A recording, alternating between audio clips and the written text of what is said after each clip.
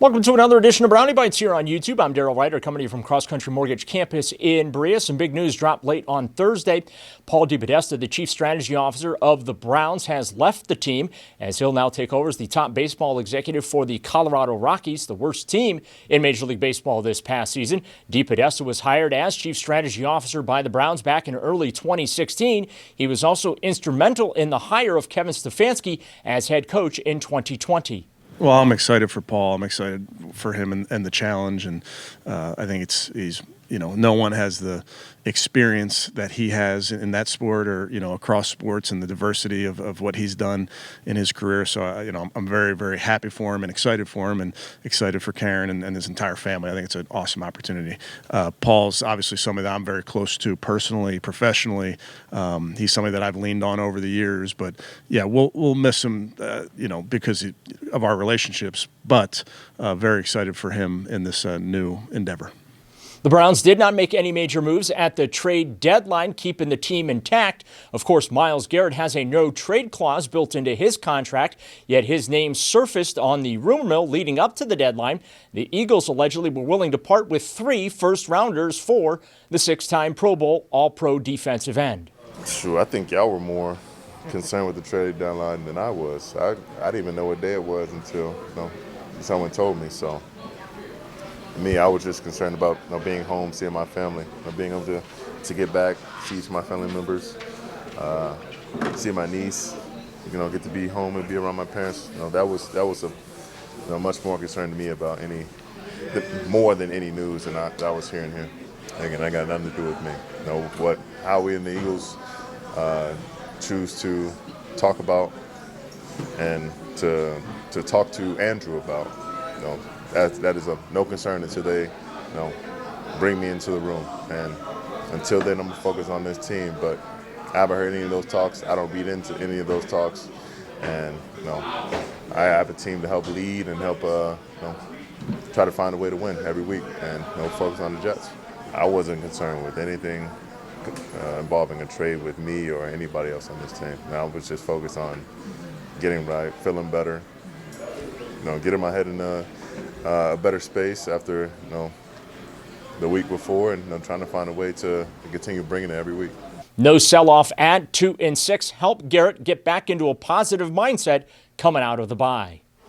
He does that, then I think we all kind of look around and say we're kind of letting it go.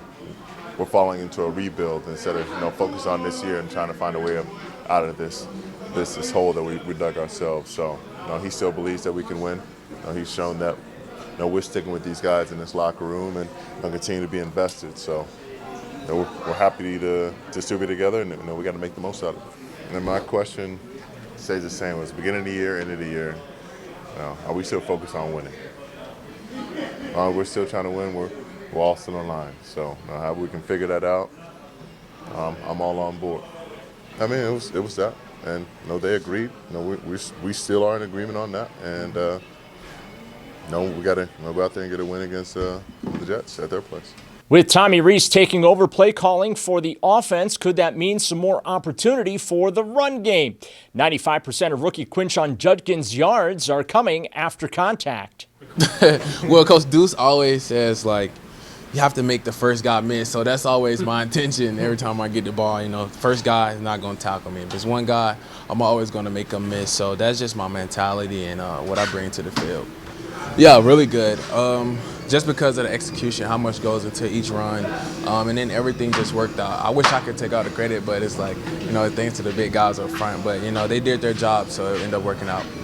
As a competitor and as a player, it's always things you wish you can go back and different plays and stuff like that. But I think as you go on, you learn, especially being a rookie. It's a lot of things you come into this, especially in my situation, you don't really know. You're playing just based off physicality and your instincts. So as you're going throughout the season, you get to see different fronts, different defenses, different coverages, and you just learn as you go. So it's definitely helping. Yeah, Tommy, formerly I knew him because of his time at Alabama.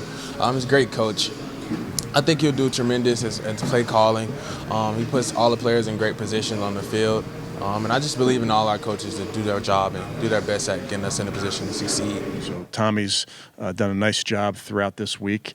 Like I've told you guys before that he's done this. I know hasn't done the NFL, but there's not much of a difference other than pressing a button. So he's more than capable. I think he understands this team, these players, and it also he's knows this, and our team knows this. It's not about one person. We all have to do our job on Sunday.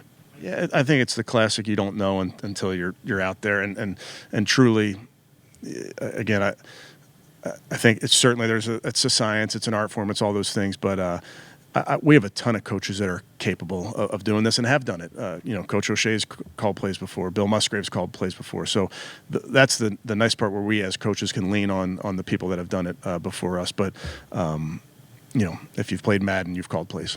Reese and the Cleveland offense could get a big shot in the arm Sunday as well with the return of Cedric Tillman. He is expected to be activated from injured reserve Saturday and play Sunday afternoon in New York.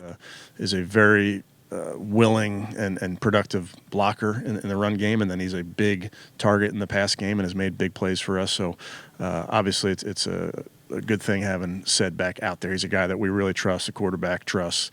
So good to have him out there. Tillman is officially listed as questionable as he recovers from that hamstring injury. Rest of game status is for Sunday. Receiver Isaiah Bond is out with a foot injury. Tight end Harold Fannin Jr. dealing with a hamstring. Cornelius Lucas, Carson Schwessinger has an ankle injury. All three of those players are listed as questionable. Browns travel to the 1-7 Jets to begin the stretch run post-bye week Sunday afternoon at 1 o'clock. Of course, you can listen to the game on 92.3 The Fan as well as 98.5 WNCX, Cleveland's Classic Rock. That'll do it for this edition of Brownie Bites. Thanks as always for watching us here on YouTube. Reminder, subscribe to the 92.3 The Fan channel. With the Browns in Berea, I'm Darryl Ryder for Sports Radio 92.3 The Fan.